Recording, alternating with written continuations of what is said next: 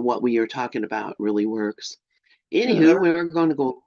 everybody experiences it their way because we're all God expressing through us as us. And that's as far as I know, all we're here to do is serve and wake up. So, Yeah, that's it. I mean, what else could there be, really? So, serve and wake up. Just wake up. All right. So we are reading, and good morning, Jorge. I'm glad to see you as well. Wasn't sure if you were coming in or not. Anyhow, we're reading The Clairs for Core Students by Corinne Zupko. And uh, has been so far. I really appreciate Corinne and her work. And so you try to scroll to the place I think we were. Um, Yeah, we're on page 24. Page 24. Now let's see if this works. Binning.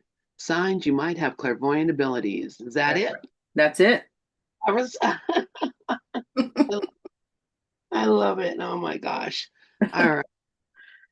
Oh man, it's just so beautiful. I'm just enjoying being here at my son's house and Oh, nice. just yeah, still until Tuesday. I'm going back home on Tuesday. Oh, So wow. the whole time it's just been uh just so much fun spending with these babies. And it's interesting because my grandson, my son's oldest, he's 3 years old, and we're pretty well suspecting that he is on the autism spectrum, Mm, uh, as he's completely nonverbal. mm, Uh, he says, uh, and he makes sounds, but mm, not anything close to words. And his brother, who is 18, he'll be two in December on Christmas. mm, He's already starting to talk and say words and stuff. But mm. but it's interesting because uh, I've been looking at I think we talked about the telepathy tapes. Yeah, you mentioned them, yes. Yeah, yeah. So the telepathy tapes are where they actually telepathically can Mm, communicate with people who are nonverbal. hmm. Uh, and it's pretty amazing. We'll have to maybe listen to some of those sometime, and we Yeah. can talk about how that works. But it's just the fact that we're communicating. We can communicate. Words are not the only thing. In fact, words are not very meaningful at all. Uh, Yeah. they just, kind of keep us uh, pacified that we're having communication, but really, um, words they're crazy. So clair audience, clairvoyance. Let's do it. So sign. Yeah, Do you want to read? I'll let you read. sure. I Okay. can start. All right. So we are starting signs you may have clairvoyant abilities. Common phrases. You often use the phrase I see. Inner visions, and then inner visions. You experience rarely or frequently vivid mental images or visual impressions that appear in your mind's eye. These images may be spontaneous or come during meditation or dreams. The images may be distinct and clear or vague. Even if you only see colors with no distinct images, seeing color is an aspect of clairvoyance. Visual premonitions. I just wanted You to mention something sure. about that. I Yeah. just closed the door because I had opened the door a little bit. It was so warm in here, but Oh, that's some cool air in. Anyway, I do this inner visions. Oh uh-huh. my God. Um, I see things. There was a few years back in the early 90s, which Mm-hmm. I never understood this. And I always wondered what it was. Every time I would go to bed at night and Mm-hmm. close my eyes, I would see a gallery of pictures. There would be picture after picture after picture after picture. Some would be landscapes, some would be people, some just like a gallery of amazing, amazing pictures that would just go on endlessly Yeah. until I fell asleep. Yeah. And I called it my gallery. I never knew anybody else who had it, Yeah. because it was, and I don't even know what it is or what it was, what Mhm. was happening. But there was at that time something was shifting in my brain. Mm. I don't know how to describe it, but that was when I was still working at the nuclear plant. And I was actually building nuclear weapons. Oh, good. So and I was having visions. I had a vision of Jesus in the glove box with the nuclear material. All kinds of stuff was happening, but Mm. that gallery was something that went on and on and on and on. I can't Mm. even tell you how long that gallery, when it started or when it stopped. It just was, and I never questioned or wondered anything. It just was an amazing thing. But the other thing I do is uh, you call it daydreaming. Mhm. But when you think about daydreaming, you're thinking that someone is sitting, imagining something different happening, imagining a future, imagining, daydreaming about something specific. Mhm. Excuse me. Mhm. I have daydreams. Like I could just be sitting here and I would be seeing a whole scene in my mind of a mother and her son pulled over at the side of the road, with her with a flat tire, with him trying to help her with the flat tire, them opening the, why? Why am I seeing this? Opening the trunk, doing all that. I'm sitting here in a room with nothing like that going on, and I'm seeing this whole scenario play out. Mm. And I do that quite frequently. Mm. And the doctor says it's a sleep disorder, that I'm actually sleeping while I'm awake, but I actually am dreaming. That's, I mean, Mm. it's a dream. This really is a dream. And so, I'm popping into other people's dreams, I think.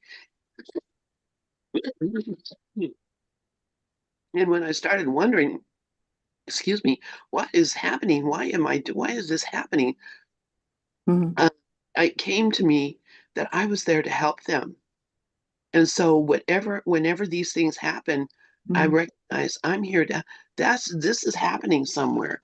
Somewhere someone's having this experience, Mhm. and I'm the angel that's popping in to help them out, to give them moral strength, to give them ideas, to Mm. tell them to look, oh, there's where that nut went. It flew under here.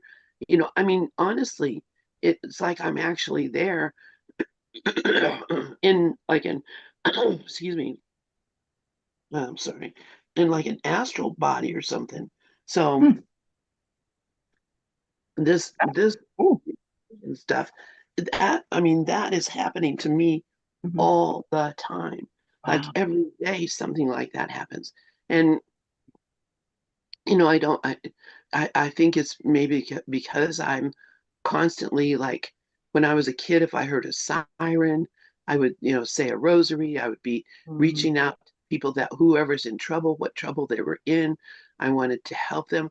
I think it's just this desire Mhm. to help people Mhm. that I don't have any connection to, that comes up um, uh, in these inner visions. So it's and I don't know. Yeah. It Yeah. could not. It could be that there's no woman and her son with a flat tire, and I'm just making it up. But why? Why would that be popping up in Like my all thing? of a sudden. Like, Yeah, yeah. why? Out of the blue. Air Yeah. smells, the feeling of being there, like I'm Mhm. actually there. I don't know. Mm. And That's interesting. yeah, I That's think I interesting. told you about when I was a kid and we were Mhm. driving to someplace, and I started telling my mom, "Oh yeah, over here around this corner, there's a farmhouse, there's a covered bridge." I start telling her this whole thing we're coming up to, and I had never been there in my life. Mhm. And but I knew the layout of the land. And I don't know if that was a past life experience or if that was just clairvoyance. Hmm. I don't know. Wow. That's impressive. That's very, very interesting. Yeah, yeah. Yeah. Well, what I have experienced in terms of inner visions has been um I was one day I was in this is many, many years ago. We're talking the year of I don't know, 2009. I don't know. And I was in the bathroom. I was doing my hair, I think, or brushing my teeth. I don't know what I was doing, but I was looking at the mirror. And all of a sudden, all these faces started appearing. And one of them, the one that I remember the most, is a indigenous woman.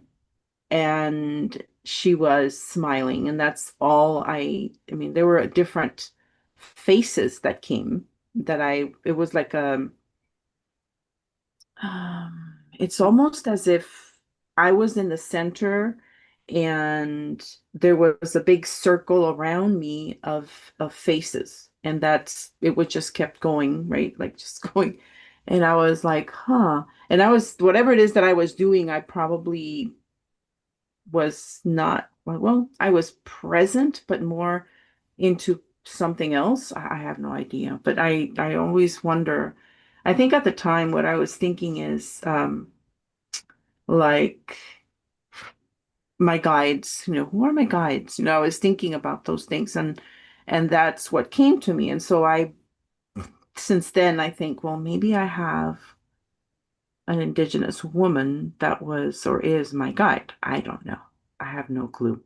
But that was one of them. And then something else that I've noticed is it doesn't, like she was saying here, it doesn't have to be um, specific images. And what I've seen is almost like, and I want to try and explain the feeling and the sensation and how I feel like, like when we're talking, we're right here, we're present, right? But all of a sudden I feel like I'm no longer in this presence. I'm someplace else. It's if I disconnect, maybe. And my focus is no longer under this reality. It's now some other thing, wherever it is. And I start seeing, like, for example, um, a door, but I don't see the whole door. I just see it's almost like I'm peeking through something where everything is foggy, except the center where there's what would I say? Like let's say a binocular, but you're seeing only with one and you see that little circle, but then you see that little circle and it's foggy all around it. So it's not a perfect circle, but it's a circle. And I can see the door. And one I remember right now is something that was brownish orange, and I could see the grain of the wood of that door. Then other moments is just and I know it's material things, but I can't figure out what they are. And all of a sudden, once I try to think about it, it's as if I pull away from it and I'm back into here. I don't know how to explain that. It's like I don't know. And it happens when I'm in bed and I'm either um just sitting there, not sitting there, just laying there. I was on my phone and then I close my eyes and I drift away, but not really sleeping. I'm not asleep at all. You would say maybe it could be, the changing of going into sleep mode and then you're dreaming, right? Like what you were explaining. But it doesn't sound like that to me. It's almost like I'm detaching or going away from where I am right now as Zita and going into this realm of fogginess, but I can start to see little things here and there. It's very Wow. interesting.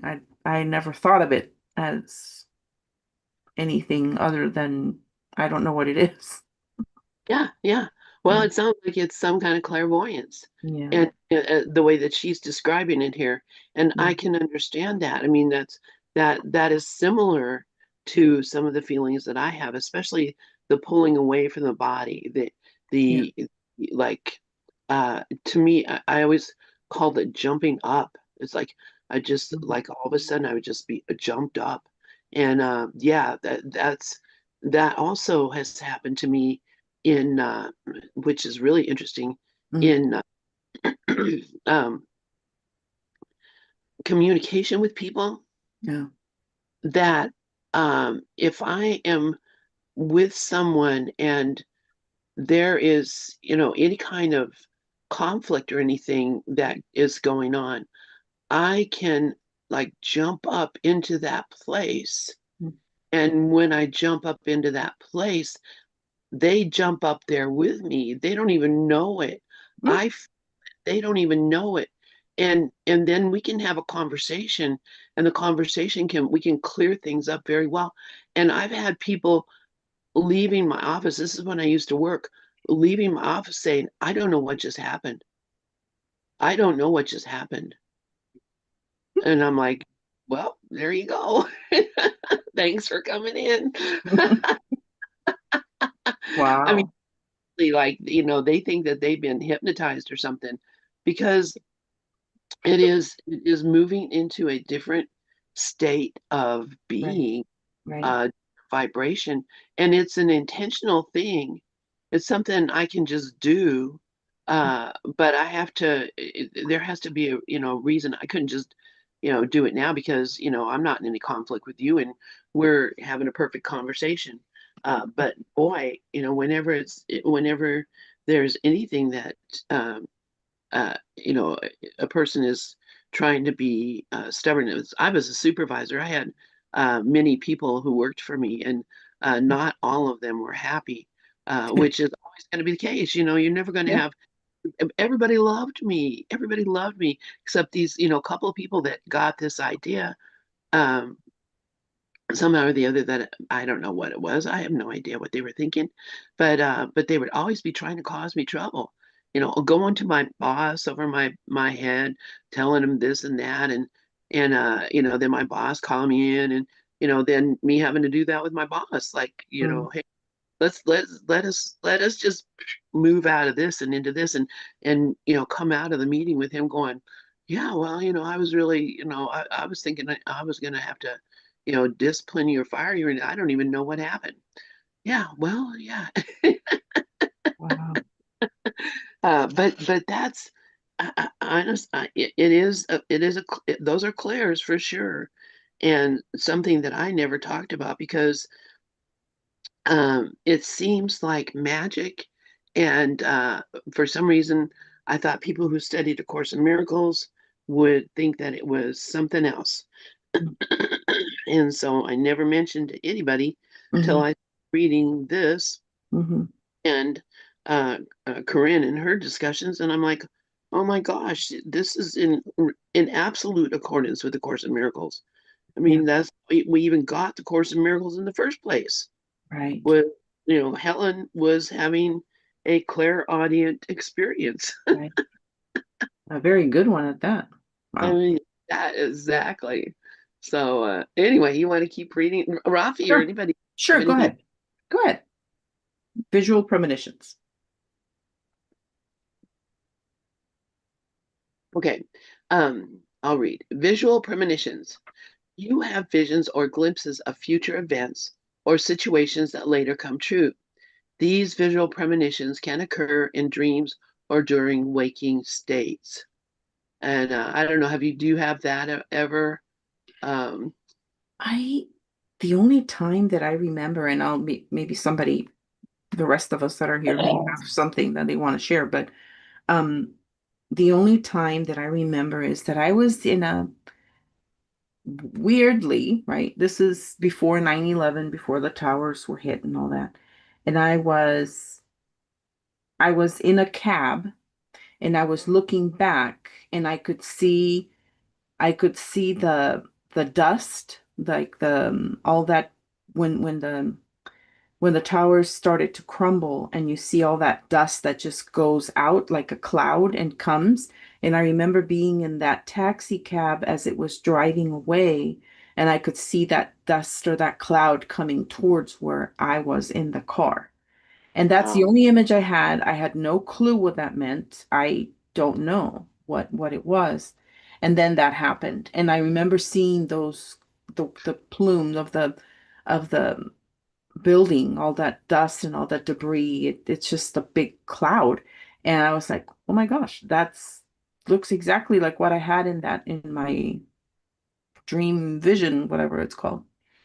So it's very, very interesting. I've never been there. I've Wow. only been California, Texas, and Mexico, and that's it.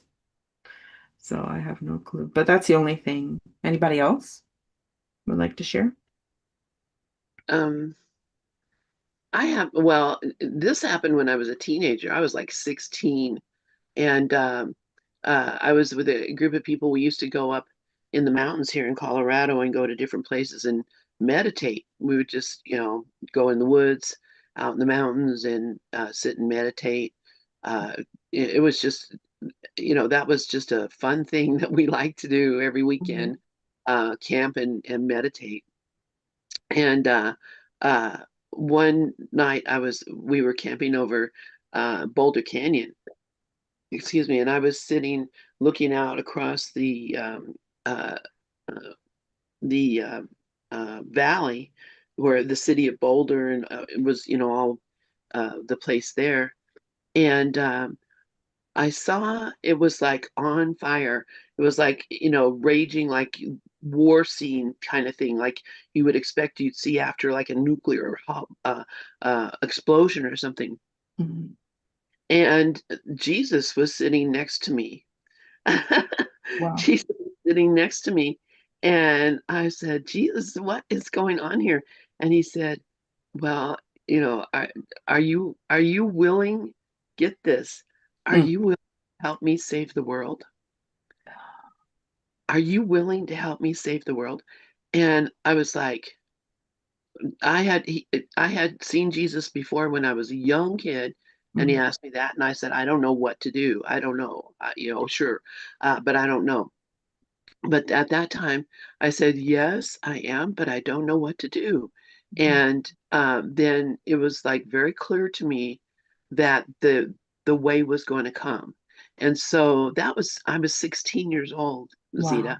Wow. So I spent my whole life from that time Mhm. looking for how to save the world. And I was doing everything. I was, save the whale, save the ocean, save the starving children, save the animals, I was just trying to save everything. And just having, I mean, obviously it's impossible, but I knew that, that's what I had been asked. Then when I found A Course in Miracles, and this is like, like, I'm sorry, Mhm.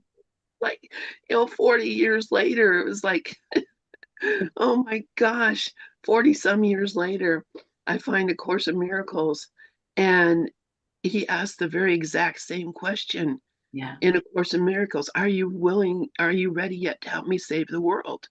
And so I'm like, oh my gosh, this is it. Mhm. And this is how it's done.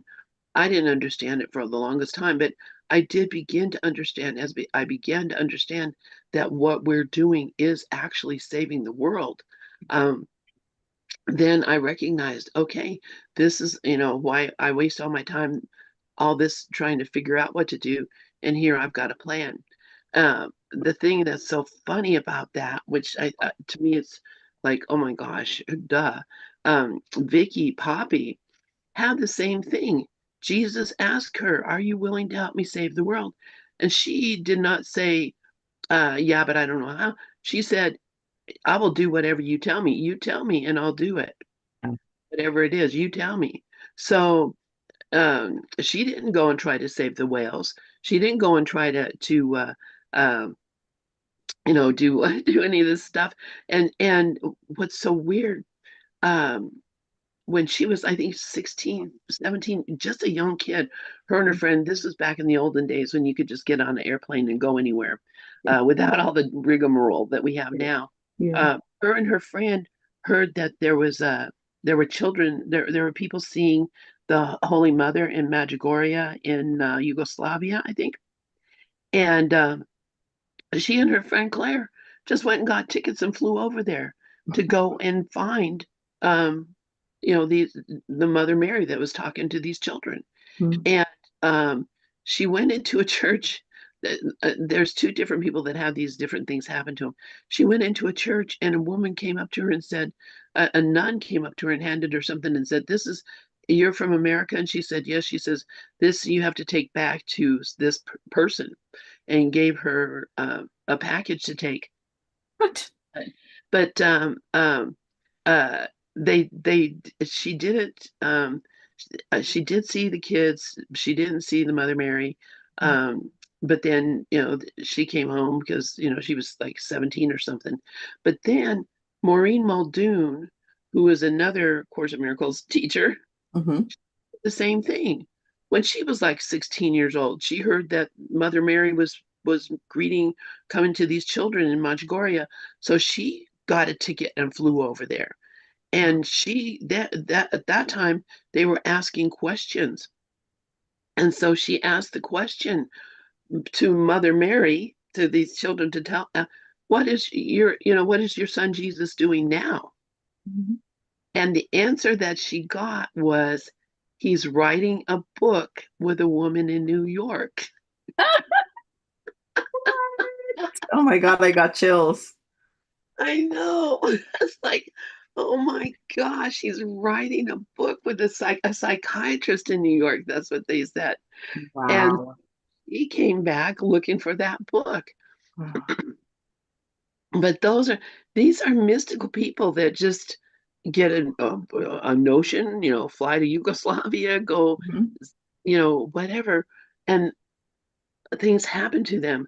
Uh, but just the idea that uh, anyway, when she asked Jesus, "How you want me to save the world?"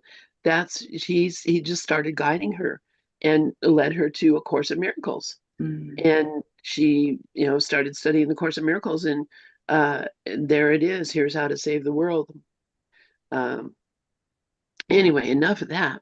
Interesting Wow. though, isn't it No, funny? that's very interesting. And I love the ties to the course. I love the that it's all connected, basically. I mean, in general it is, but I like to see that It for is. myself. Yeah. Yep. Because you know that there's a plan. Yeah. Yeah. Oh, it's not so Oh, much even. there's sorry, I was Uh, gonna say Rafi has his hand up. oh, okay, good, good. Yeah. Rafi's got some stories. Rafi, yes, please go ahead. Yeah, I would like to share one experience that I had that was life altering, so to speak. I had a dream. I was going with this woman, and she said, I'm a single mother, and I have a young son. He's 4 years old, and I'd like you, would you like to meet him? I said, sure. So she said, well, how about tomorrow we lived in New York. She said, how about tomorrow we go for a walk in Central Park? I said, that was fine. So that night I go to sleep and I have a dream. And in the dream, I see this young boy. I'm sorry, I had the dream first before I had the conversation with her. I see this young boy in a dream, and he's kind of looking around for someone or something. The next day, I get together with the woman. She tells me she has the son, and would I like to meet him? And when I did meet him, he was the one in the dream. I mean, it was identical that he was the one in the dream. So I saw him before I met him, and then eventually I became a single parent and raised him. Oh my. But that vision of him that I had in a dream and then seeing him next day was that that was a life altering experience, so to speak. So I just thought I'd share that. Thank you. Wow, that's amazing. Yeah, thank you for that, Rafi. Oh my gosh, Rafi, would you mind? telling Zita the story about St. Francis in. Oh, sure, I'd be glad to. Uh, my wife and I were in Florence, and I walked into the Duomo, the cathedral. So I wanted to see the tomb of Michelangelo. And as I'm looking at the tomb of it, I look off to the side, and I see a door open to something off the altar, a little room. So I said, I wonder what that is. So I walk in there, and there were showcases, glass showcases that lined the walls. And I said, and oh, and there were relics of this and pictures of that and um, other relics of other things. And then I got to the cowl and the girdle of St. Francis of Assisi. All of a sudden, I couldn't catch my breath. Mm. I couldn't breathe. Tears started rolling down my face. I started to reel. I fell to the floor, Mm. and I couldn't. It took me a while to gather myself so I could get up and walk back through the Duomo, and where there were tour groups, from every country in the world. People out with the tour, the tour group leaders stuff. I finally managed to make my way back through. I get back to the hotel room, and Miriam says to me, "What's happened to you?" So I explained it to her. She said, "Well, I got to see this. That ain't going to happen again." So we go back to the cathedral. I take her back and I show her. I said, "That's what I was looking at." And bang, and it happened again. Tears rolling down my face. I can't catch my breath. I fall to the floor. Mm. She gets me up. Finally, I gather myself enough so that we can get out of there. Two Wow. days later, we're in New York. I mean, we're in LA. And she gets a phone call from the Sedona Method saying that they know that she's a very acclaimed documentary filmmaker, wondering if she would like to make a film about the Sedona Method. She said, I don't know anything about it. They said, well, we're having some workshops here in LA this weekend and next weekend. Why don't you come? You'll see what we're about, and then you'll decide. She said, okay. She said, you want to go? And I said, sure. We go there. I'm there 10 minutes and I get it. She doesn't get it. We go back the following weekend and I get it even more. And I actually got up and spoke about how impacted I was by this thing. So I started following that. Then the guy who another follower of Lester Levinson, he moved to LA, so he started the release technique here. It's the same thing. And he calls me. I don't know how he got my phone number. He called me. He said, "I'm starting the thing. The Sedona Method here in LA. I'm calling it the release technique. Would you like to try?" Sure. And I've been following it ever since. Then all of a sudden, um, many years later, I'm at a high school reunion, and I run into Dove, who that wasn't his name at the time. He had a real name, and we started chatting. And he told me about this thing called A Course in Miracles, and was following. And I told him about the release technique. We realized it was the same thing. It was just two different approaches to the same thing. Those are not accidents. Yeah, not I, at all. it's so funny that you went to high school with Dove. Yeah. Oh my gosh. Yeah, I forgot about that part. I mean, I remember that all the time because it's just as funny to me that, uh, you know, uh, we're just destined to Mhm. meet each other, to know each other. And um, I love that. I love those stories. Thank you for telling that, Rafi. Yeah, What do thank you you for sharing that. That's wonderful. So I'm curious, like, what do you think it is? Maybe I'm missing it. That happened to you. Why do you think that happened to you as you went into that room and looking at Divine all those guidance. relics? Divine guidance. I mean, we are every moment, step by step, divinely guided, divinely orchestrated to our ultimate good. Yeah. All we have to do is pay attention to it or get the other stuff out of the way. Releasing helps me get the other stuff out of the way. Course in Miracles is another one. We keep being handed these tools Mm, to get us to our spiritual enlightenment. mm. And if we're paying attention, we use them. And if we don't, well, then to use the clinical word, we're screwed. Uh, But so I just keep myself open to divine guidance all the time. And so I don't make plans. If I'm going someplace, just turn everything over to our infinite beingness. Beingness, let this experience go harmoniously, full of love and stuff, or efficiently or whatever. And that's what happens. I let go of any attachment to the outcome and just surrender everything completely over. And so, and this dream life that I'm living just keeps getting better and better and better and better and better and better and better.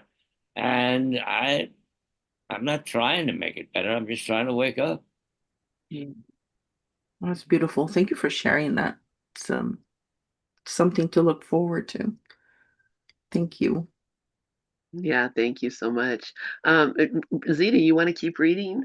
Sure, I'll Got continue. no premonitions. Sure. So, I think you read premonitions already. I did, yeah. So we're Yes. Okay, so I'll go a preference for seeing. It says you may prefer to see things versus hear about them. You consider yourself a visual person. When someone tells you something, you picture it in your mind. And I think a lot of us are visual people. Because that's me. I like to have like the bigger picture, like the bird's eye view first, so that I understand where I'm at within the whole whatever it is that I'm doing. Um, but yes, it's almost like this is funny because for for me it's like and the easiest thing to explain it is like we're sitting somewhere at a table and there's a cup or a glass of water or whatever it is on the table, and I can see as the person is talking and using their hands or just expressing themselves that they're going to hit that glass. And what I do is without even telling them, I go and I move the glass over to avoid for it to fall because I can see it falling. And when I don't, it happens. um, so just things like that that I can that I can see even for myself. I'll be doing something and the thought comes to me or the visual of something happening if I don't go and do that first. So then I just go and do that because that's just how I've grown up to be doing things. I follow that guidance, I guess you would say, without even knowing that I was doing it. Now Yeah, that I'm thinking about it, it's like nobody has told me, well, you need to follow your guidance and you need to. I don't think about it that way. It's almost like you just do it. yeah, yeah. And it's I for me I do that too. Hmm. I do Yeah. that. And I think honestly that it is a sense, an actual sense, obviously, that we have of the space and time that we're in. And so you kind of, and especially, I think, and I'm maybe being sexist here or something, but especially I think if you're a mother or you've been in charge of other people and small children, because, I have like this radar of, any potential, anything that's in the nearby area of, myself or the people I'm with, just for that. And um it is almost like you're forewarned that these are the things that could be happening, and forewarned is forearmed. That's what I've always said. I said that when I was like 9 or 10 years old, Oh my when I would gosh. get a picture of something that was going to happen and I knew I could avoid it by just stepping in a different place or something, and I Mhm. called it forewarned is forearmed. And I've said that my Forever. whole but that's it. You just have, it's an awareness Hmm. of what's around you. It's almost like Um, an altered state of enhanced awareness. I don't know what to call it, whatever it is. and it comes when you're open. You have to be Yeah. like Open people have that. There are a lot of people that don't have an awareness of anything at all in their area, and I'm aware of them too. So, excuse me for coughing. No, no, I'm no. aware of I them hope too, you're okay. uh, and look out for them as well. Yeah. You just maybe that's why I went into a career of health and safety because everywhere I walk, I could Mm. see, oh, this could happen, that could happen, this is what Yeah. happened. I could tell how. What's next? You could it's almost like you can see that step ahead and almost see like the multiple possibilities of what could happen, and you're like, no, this is the safest, let's stay with this one. And yeah, and you just know how to do it or what to do. Yeah. It's a neat thing. So when you first read this, I'm like, I don't think I have that, but then I Yeah, recognize, yeah, I do. you do. That's Wow, hilarious. Oh my goodness. pretty cool. Okay. So let's see. Spirit communication. Let's see if anybody has hands up. No. Spirit communication. You may see color, shadows, or flashes of light that may indicate the presence of angels or divine guides. These visual manifestations can happen in your peripheral vision or directly in front of you. Now, I've had a few, and that's one. If you guys don't mind, I'll Oh no, share. I'd love to hear it Okay. because I've Okay. seen people that are not there. I'd love to hear it. Okay. So, and this we're 1970. Okay, so I'll take you back in time. 1970. My grandfather died. My mom's my maternal grandfather. He passed away, and I was very close to him. I think I still am because I still talk to him. I think of him and all that. So, and he's been gone since forever now. My entire life almost seems. Um, and I remember we had recently moved from the United States back to Mexico or to Mexico. And my sister had just passed away the same year. So we lost my grandpa, my sister, and my great grandma, my maternal grandmother's mother. So, and I had met her too. So we were lucky that she lived a while longer for us to be able to meet her. She was 90 something when she passed away. Anyway, so I'm laying there in the room that we had, or my grandmother's house, and laying in my mom's little bed that was hers when she was a little girl. And I was just kind of like just staring into nothing. I tend to daydream. That's my thing. I tend to disconnect from things, and I'm just looking at nothing. And all of a sudden, the this little it's like a latch because in those days those houses were very old, um and there were actually no keys, to tell you honestly. I don't remember having keys, even not me, but to see keys for the house. It's you used these big things of wood that you would put on a metal stands to keep the door closed. I don't know what they're called, but you basically lock the door by putting that thing in, and there's no way to move it. And then for my grandparents' room that was dividing our room from theirs, it was just that latch. So, and it was latched, it was locked basically. So I saw the latch lift, and then it fell, and it was just dangling, like moving because it was lifted and fell. And I thought, oh, my grandma from the other side of her, from her side of the room, probably wants to get in through our room, and she probably did it. And I waited to see if she would come out, and she would open the door, and nothing. And I was like, okay, but I didn't think much of it, I guess, because I was used to that happening. um and then the door started to open. And of course, the door that opened is the one that opened towards me. So I couldn't see what was behind the door until it passed the door. So at that point, it was my grandfather. And he was he was a vision made of you could say it's like smoke, but it had a little bit of color, and he was smiling at me. He was standing in front of my bed and looking at me.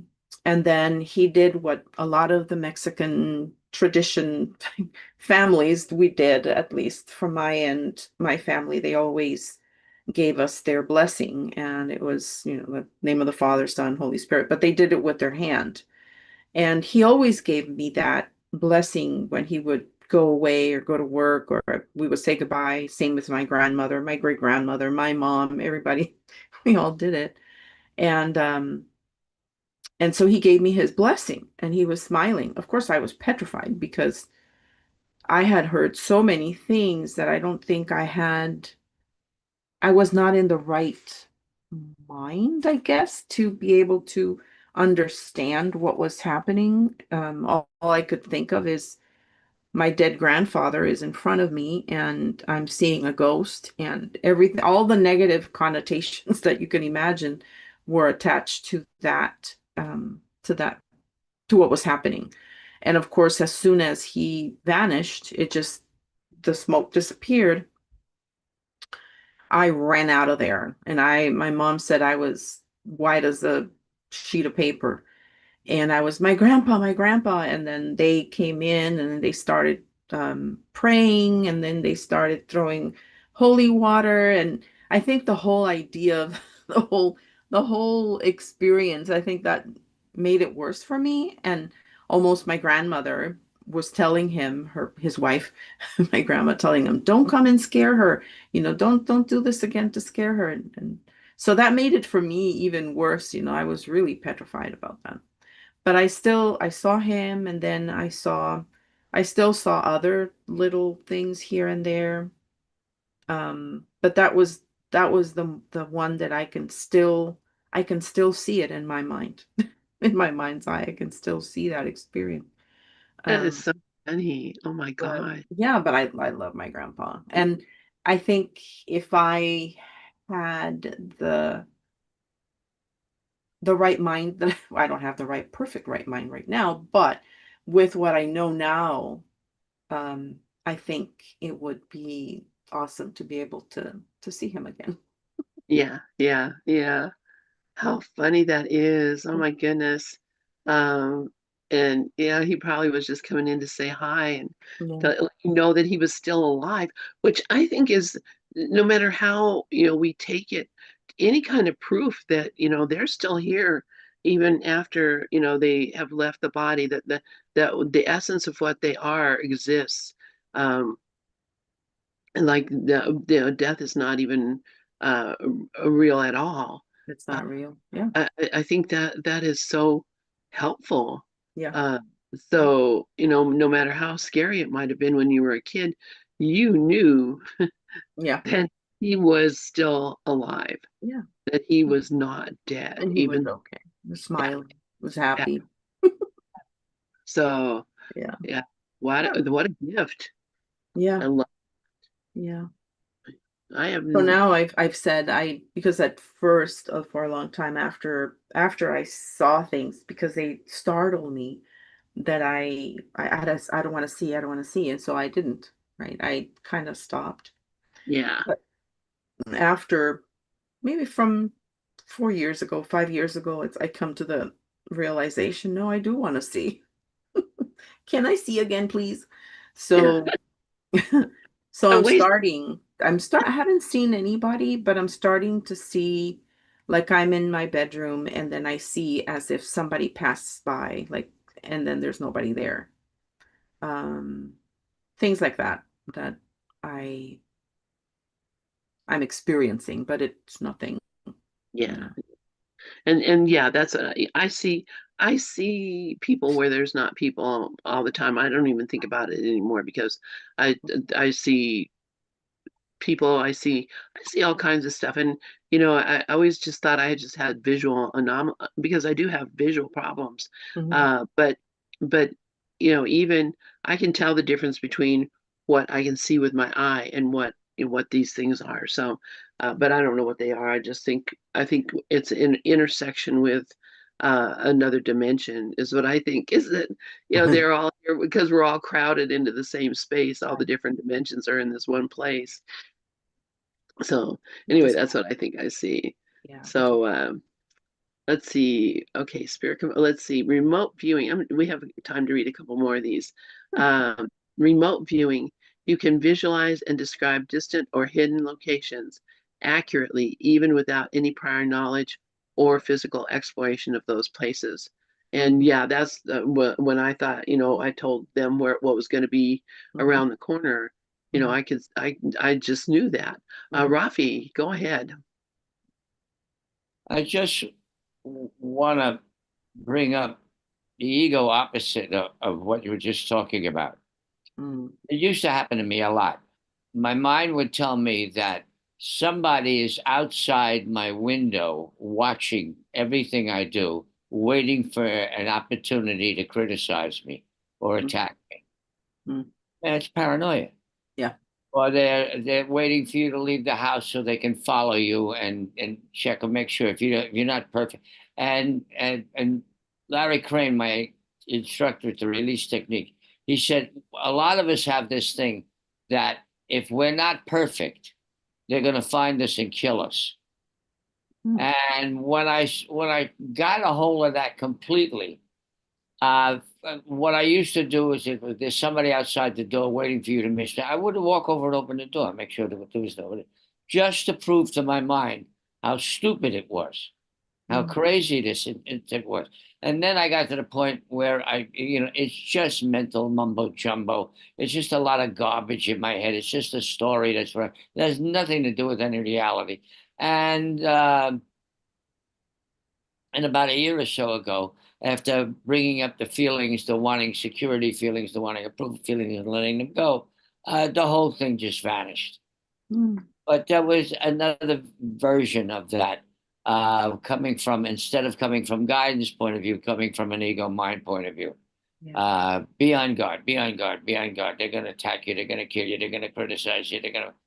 None of that's true. Yeah. And then when I finally got rid of it, when I finally released it all, it doesn't happen anymore. And it perfect example of how who's in charge here? That ego mind or me? Me. Thank you. Yep. Yep. Yep. And you just recognize you were doing it to yourself, which is, I mean, that's the greatest thing to know is there isn't anybody out there looking in my window. Oh my gosh. Yeah. No, I'm doing that to myself. Thank you, Rafi. Oh my gosh. Let's see. Oh my gosh, our time is almost up.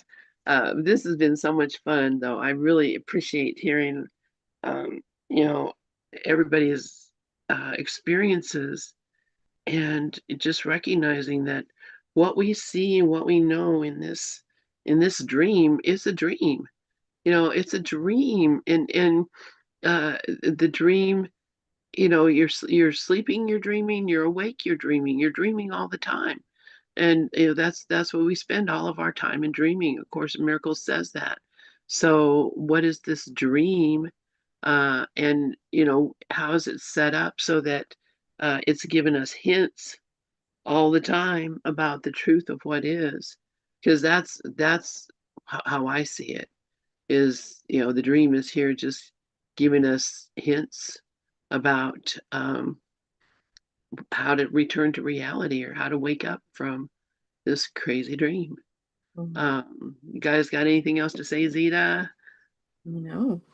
I mean, I was just thinking about that. Like, you have so much to say, and I really appreciate what you share and what Rafi has shared. We haven't heard from Jorge today, but yeah, I really love the added information that things to think about and keep in mind and know that we are not alone, honestly. You're never alone, ever, ever, ever. And that we're always safe, no matter what you may be seeing or experiencing or looking at, especially in this day and age, how much we are going through. that it's going to be okay. And that's Yeah. the feeling that I want to share. It's going to be okay. Thank you, Zita. Yeah, yeah. I mean, that's it. You know, we know it's all okay. So have faith and confidence in the Mhm. world. And what does the Course in Miracles say?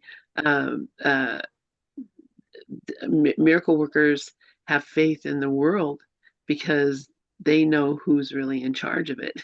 Yeah. Yeah. So very, very nice. All right. Thank you, Zita. Thank you, Rafi. Cool. Thank you Uh, all. Jorge. Um, we will see you all next week. Yes, ma'am.